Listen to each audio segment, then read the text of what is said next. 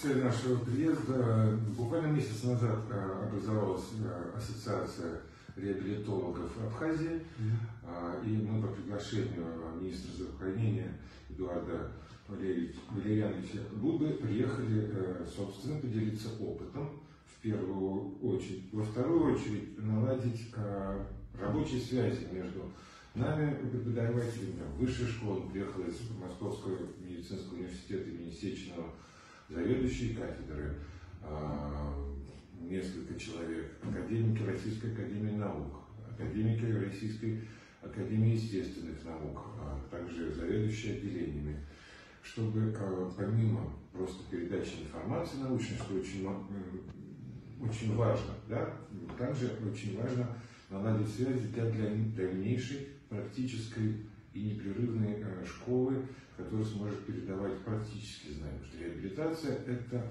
не теория, это в основном практика. Вы уже провели прием? Да, мы сегодня посмотрели, по-моему, 8 пациентов. Один пациент явно нуждается в оперативном лечении, наметили какие-то планы сотрудничества.